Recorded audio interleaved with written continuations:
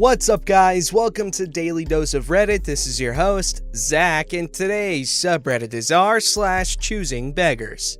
This story's called, Got Told I Needed 3+ years of experience in game music to work for uneducated, self-taught, unstructured game devs. This post may sound a bit off from the title, but that's what context is for. I'm 19, currently in my second year of studying a Bachelor of Music and Technology.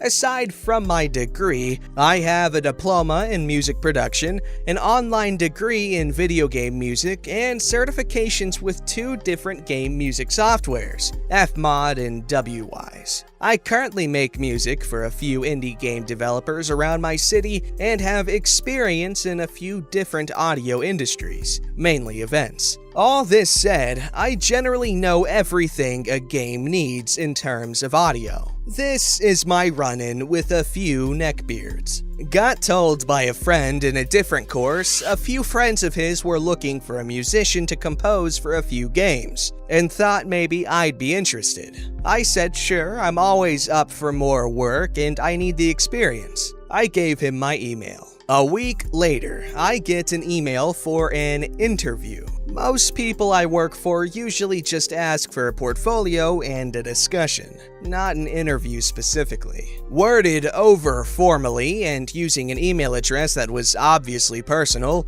more like instructions on when and where, instead of anything appreciative or any discussion. A bit strange, but I'm not one to ask too many questions. On the day of the interview, I pull up at the house with my portfolio. It's a fairly decent house. I knock on the door and out comes a middle-aged woman, looking very tired and depressed. I start awkwardly talking with her, asking if I was in the right place, when I hear some guy start to call out as he rushes to the door. He comes to the front. He pushes past her and invites me in.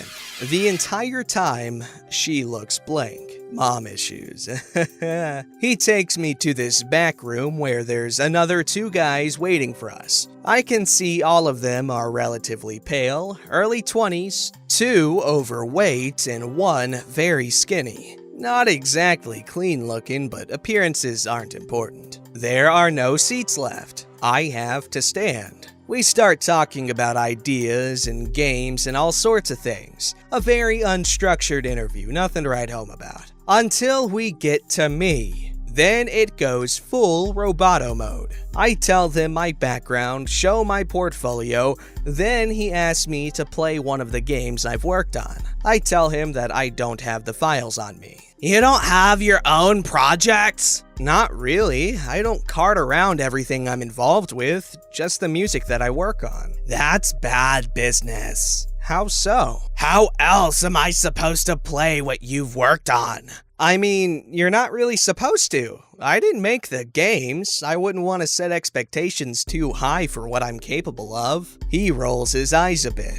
And how much experience do you have in this specific industry? Well, in terms of producing, about 3 years. As a musician, maybe 5. In games, a year. I go through mild qualifications at the top. Then this interview's over. We're looking for someone with about 3 years proven experience. 3 years? Sorry, you're not up to our standards. I'm not really sure what to say at this point. I'm used to a lot of people asking for help on projects that never materialize, but they're always grateful, trust me, and let me be honest with them when I'm not able to deliver. Just curious, what are your qualifications yourselves? He proceeds to tell me that none of them have any experience, no games made, they are just really passionate about games. One guy is decent at sketches, so he's going to do art, with no idea how any modeling or asset software works. This other guy has done a Lynda course in C++,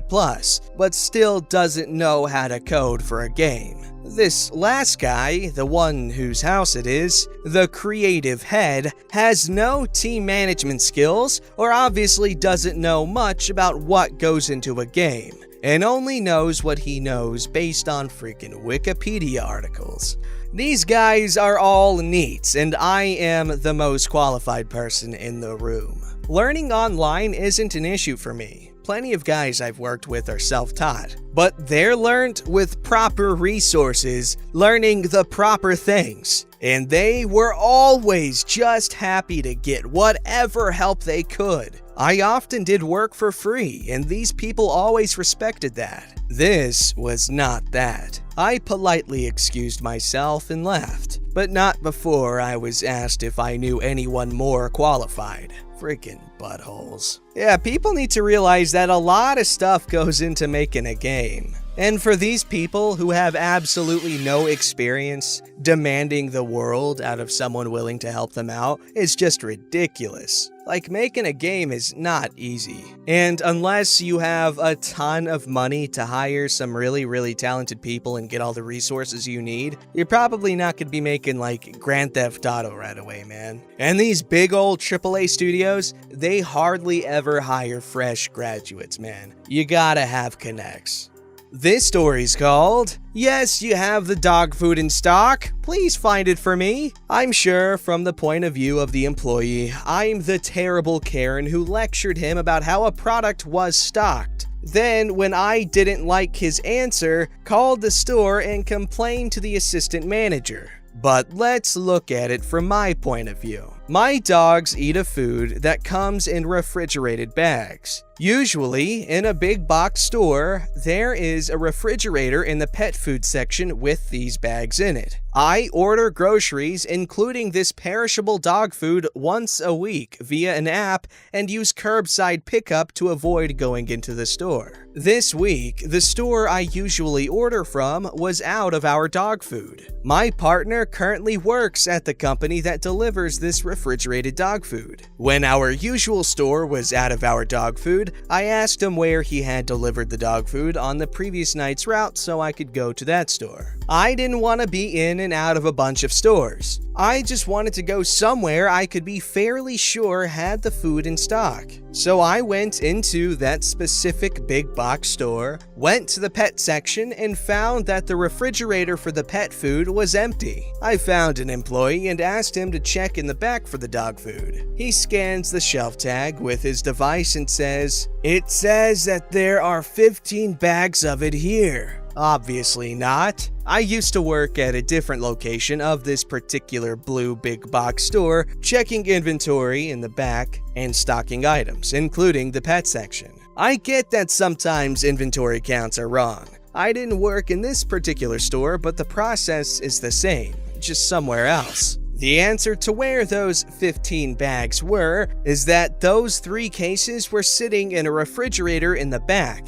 Probably the dairy cooler, but had not been correctly scanned into the backroom location. I asked the employee to please check the dairy cooler and told him that the case would be very obvious, with the brand name written on the side in big green letters. Employee tries to tell me that trucking company stocks that product. It should be out here if the store has it. I had to explain their procedure to him. It's possible that he's new or honestly just doesn't know how this particular product gets stocked, so I tried to stay patient. Trucking company delivers the product, and either the delivery driver or someone who happens to be there when the truck shows up puts the cases in a refrigerated section in the back room. The first shift stocking inventory team, the one I used to be on, or the pet department manager is supposed to scan it into the backroom shelf and then bring the food out to the pet section as needed. Employee went into the back for 2 minutes and then returns.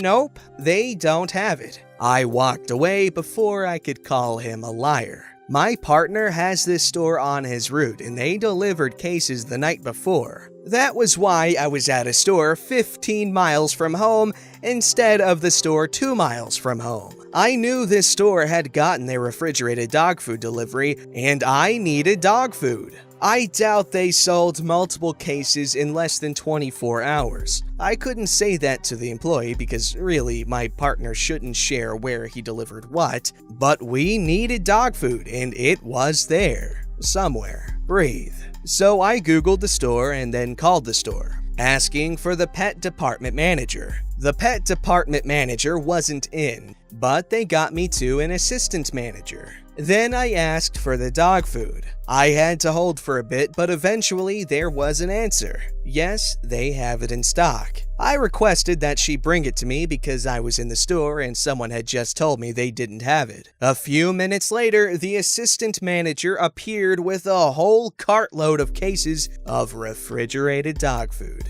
She thanked me for letting her know the cooler was empty because the boxes had somehow ended up piled in the dairy refrigerator on the cart. She gave the bag I needed to me. Then she waved down the same employee I had talked to earlier and got him to stock the dog food cooler. She walked me to the front of the store and checked me out herself. Okay, honestly, you probably definitely annoyed the employee, but that's just because they weren't really doing their job as diligently as they probably should have. If they would have just listened to you to begin with, that would have avoided the confusion. But hey, it all worked out in the end. You got your special cold dog food, and the employee feels like a dummy head.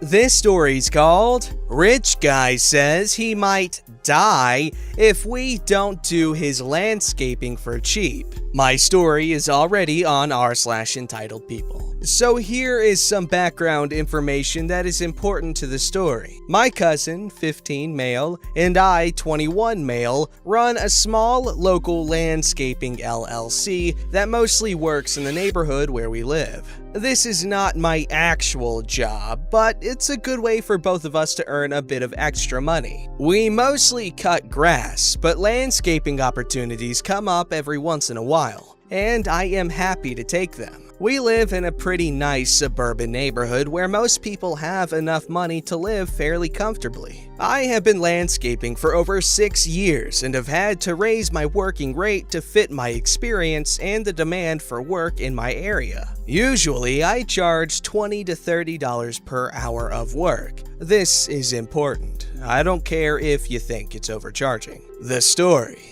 This guy, let's call him Bob, mid-50s male, lives a few doors down from a family that my LLC works with on a regular basis. He lives in a very nice house and owns a sizable chunk of land behind it, 5+ acres. He has so many cars that they don't all fit in his driveway, and they often block the sidewalk. There's usually 6 cars in total parked in his driveway, and I think he owns all of them. 2 of the cars are Cadillacs. He always watches us work from his yard or his window. It's kinda creepy, but I don't really do anything about it because he's within his rights, and I just want to finish the job as quickly as possible. The only times I've talked with Bob over the last few years was when he was trying to tell me how to do my own job. He has literally walked over and told my cousin and I that I need to do this or that to our client's yard.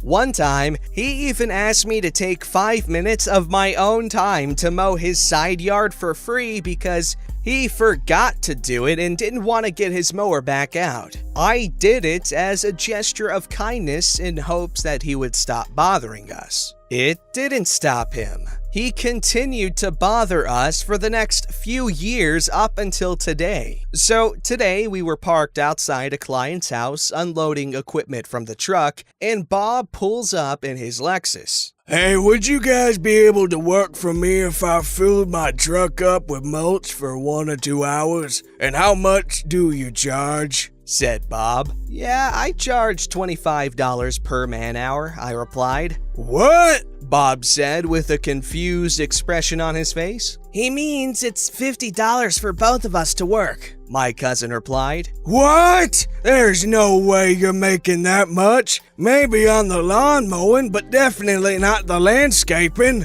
Bob replied in a mildly irritated tone. Yes, I do make that much, Bob. In fact, after I'm done mowing this lawn, I'm about to go over and mulch a guy's beds at that rate. If you don't like my rate, I'm sure there are other boys in the neighborhood that would do it for cheaper, I said in a neutral tone. At this point, I really just wanted him to leave because I had a job to do and he clearly wasn't interested in paying what I charge. I can't afford that. I was gonna pay you both $10 per hour for 8 hours of work, tax-free. Doesn't that sound like a good deal? Bob said in reply. I don't know why the amount of work magically increased, but that's just what he said. Also, we do pay taxes on our work. We just have to disclose how much our business makes to the IRS separately. So our clients and prospective clients don't necessarily know that we do that on our own time. Again, you don't have to hire me. I'm sure there are other neighborhood boys that would do the job for you for cheaper, I said. At this point, the situation was just awkward for my cousin and I,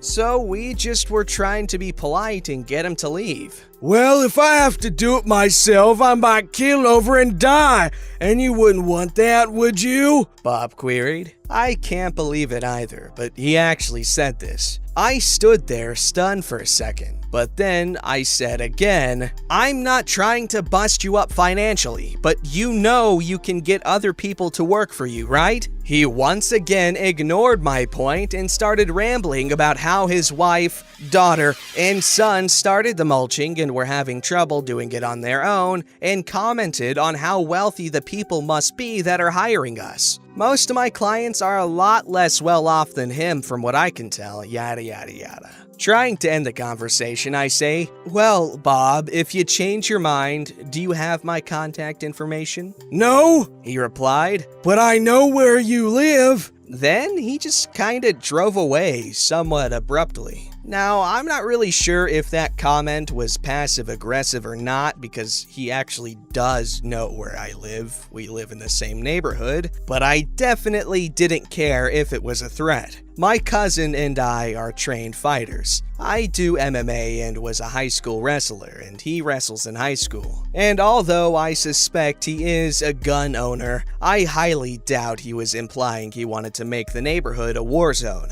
especially against a current member of the military. In addition to that, Bob is not in great shape. IG, his comment about keeling over and dying despite being in his late 50s at most. So obviously, based on what information I have, I can speculate that Bob probably has enough money to pay my rate and either thinks that I'm stupid enough to think that he's poor, or he lives in delusion thinking that $10 an hour is a lot of money for experienced landscapers to spend hours to do his mulching. I would also like to say that I didn't bring up anything to refute his claim about being poor or say anything rude to him because it would be negative PR for my business. My cousin helped where he could, but he's not much of a talker when it comes to these situations. That's really cool having a business like that. You can tell that, he probably just started it as a small thing to make money, and he grew it, which is really good. But yeah, you definitely want to avoid lowball rates because